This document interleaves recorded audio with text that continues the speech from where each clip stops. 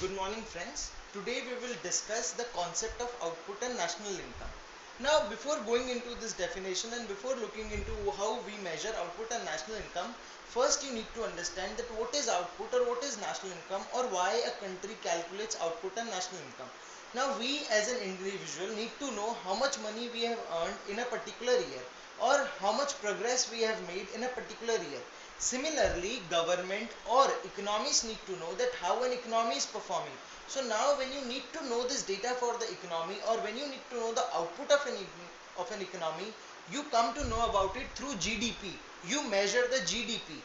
By taking the GDP of a particular year, you are able to know that what is the output of your economy or what is the output of that particular economy whose GDP you are calculating. Now when you compare GDP of two different years or two different economy, then you can see what is the progress or what is the difference between two different economies.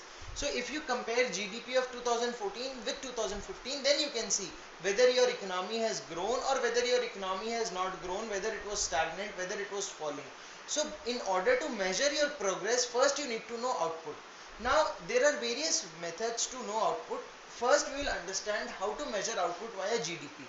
If you can understand how to measure output via GDP, it will be easy for you to understand subsequent methods or understand subsequent terms. So first let's see what is GDP.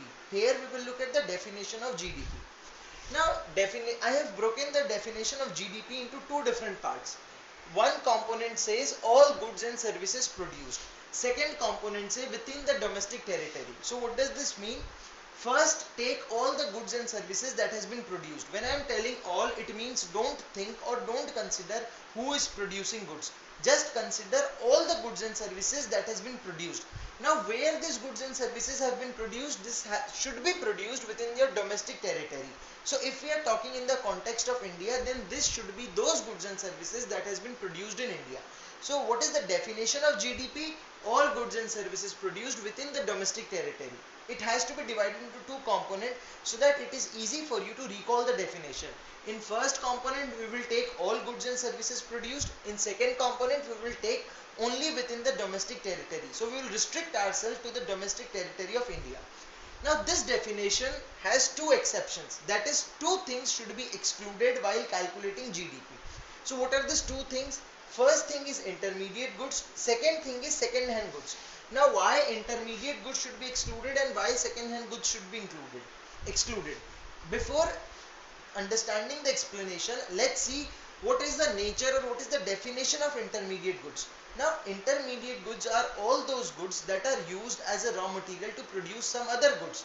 For example, in order to make bread, you need wheat. In order to make automobiles, you need tires. Right? So an automobile cannot be made without using tires, or bread cannot be made without using wheat. Now when a person who is engaged in making bread, he will purchase wheat. When he will purchase wheat and he will convert wheat into bread, he will sell bread in the market. When he will sell bread in the market, his price of bread will always include price of wheat, because wheat is one of the raw material or necessary component to produce bread.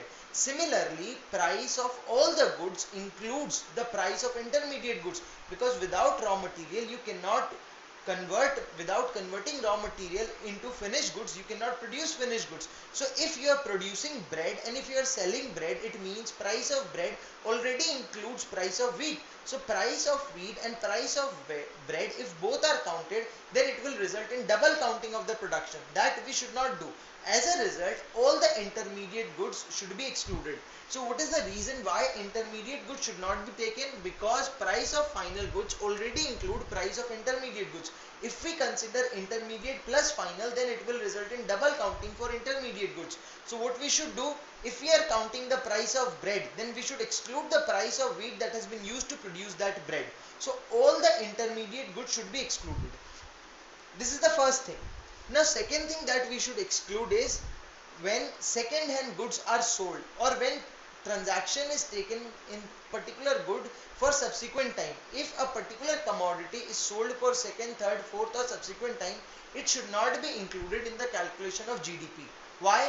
Just understand this. When a particular good is being sold for the first time, then it means that this goods has been newly produced. Once it has been newly produced, then it is getting sold. But here what is happening, good is being sold for the subsequent time. Subsequent time means it is being sold for the second, third or fourth time. So this time what is happening, only ownership is changing, no new production of good is taking place. Suppose you went to the showroom of Maruti Suzuki and you purchased this Swift Desire. Now when you are purchasing this from Maruti Suzuki has produced that car. So it should be considered as part of GDP. But tomorrow if using it for after 1 year you want to sell it and you sells it, then this time you have not produced any new good. Only owner of Maruti Suzuki or owner of Swift Desire is changing. Earlier you were the owner, now someone else is the owner.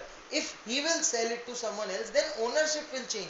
No new production is happening. So because no new production is happening, it is desirable that we should exclude all the transaction in second hand goods from the calculation of GDP. So ultimately what will our final definition will look like? It will look like, first take all the goods and services produced where within the domestic territory. So take all those goods and services that has been produced within your domestic territory.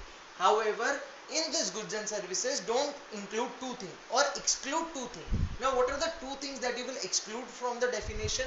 First is intermediate goods, second is second hand goods. Why you will exclude intermediate goods? Because price of intermediate goods has already been included in the price of finished product. Now why you should exclude second hand goods? You should exclude second hand goods because when transaction is taking place in second hand goods or when transaction is taking place for subsequent time, only ownership is changing, nothing new is getting produced. Okay, so let's keep the discussion for GDP till here. In the next video I will tell you what are the other terms or what are the other methods to measure output of an economy.